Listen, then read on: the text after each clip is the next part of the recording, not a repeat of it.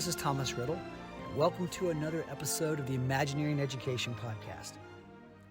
Today I'd like for you to go back in time with me, if you will, to a cold January school day in South Carolina. While temperatures hover in the 30s, the stiff breeze makes it feel like it's really in the teens.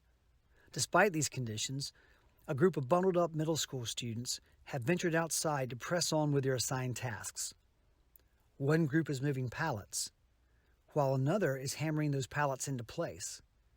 Yet another group carefully studies the blueprints of the tiny 250 square foot house that's being built using these shipping pallets.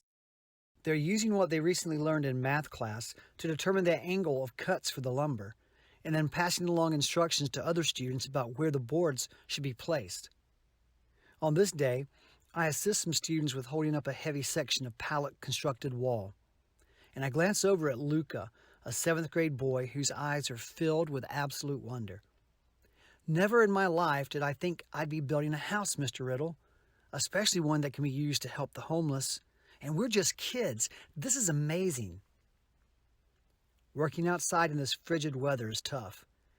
Yet the students are inspired to complete the project because they've developed newfound empathy for the homeless in our community, and working in these conditions deepens that understanding, especially when they think of those who slept outside in the frigid conditions just the night before in a makeshift camp only a few miles down the road away from the school.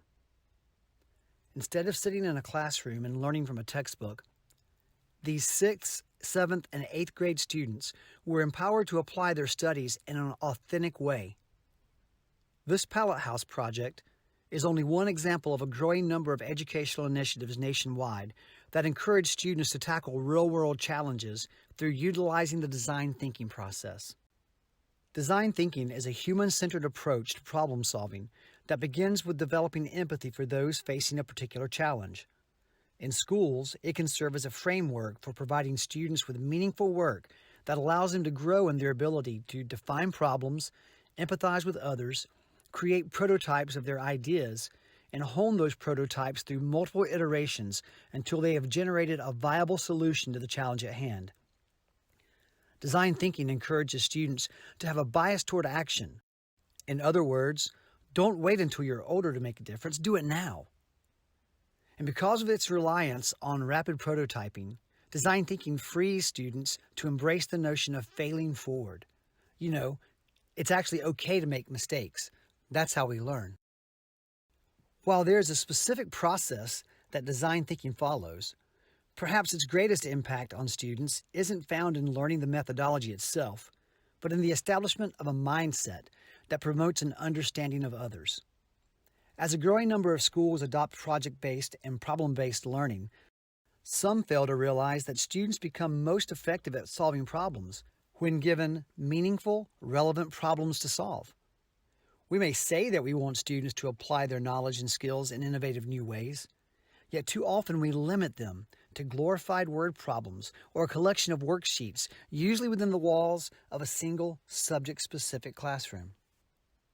While serving as principal of Shannon Forest, we decided to shift that paradigm by setting aside 2 weeks in January as a mini-mester in our middle school, designed to provide students with immersive experiences that required them to use the design thinking process to solve messy real-world problems. During this time, we ditched our regular schedule and created grade-level teams of 4 or 5 students each, and gave them hands-on, interdisciplinary themed activities that they would work together in these groups on all day long. Each of our teachers served as a mentor to no more than 6 teams.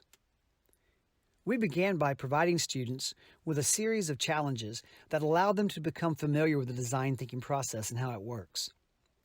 During this time, they learned ways to effectively define a problem, have empathy for those facing the problem, the user, and develop prototypes of solutions, and then work through multiple iterations of the prototypes driven by user feedback on their designs until the best idea ultimately emerged. These challenges included topics such as redesigning the school's cafeteria experience and creating prototypes of the perfect classroom for our lower school students. Learning the process through these challenges prepared students for addressing the tougher, more complex problems that came next, designing solutions for poverty.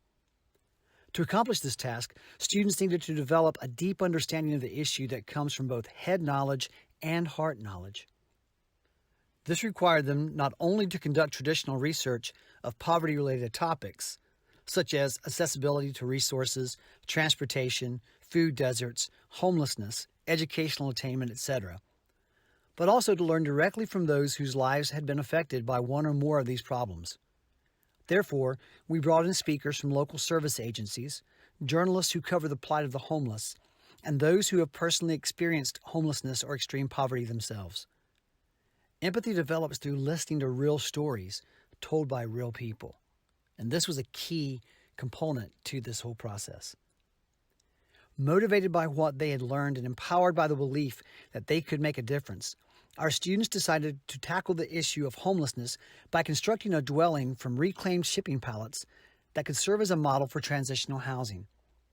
Along with building the house, each team also created a plan for an entire transitional housing community based on precedent studies from other successful communities of this type that are found nationwide. Once completed, all plans were submitted to a local development group that at the time was designing a mixed income community for our city. This team volunteered to review our students' work, judge the strength of each design, and provide feedback on each plan.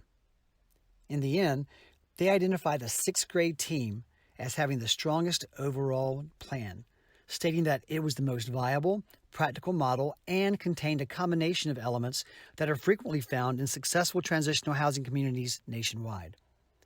They were absolutely amazed that all this work had been accomplished by children. At the end of our 2-week design challenge, one of our new 6th grade parents approached me to discuss her son's work. What kind of crazy school sends your kid home excited about what he's learning and believing he can actually change the world? I waited. She smiled and said, "The kind of school that I'm thrilled to have my kid attend." 2 weeks. That's it. Through tapping into the learning potential of design thinking, our students received more education in those 2 weeks than they ever would have during the same time period in a traditional sit-and-get classroom. What could you do with 2 weeks?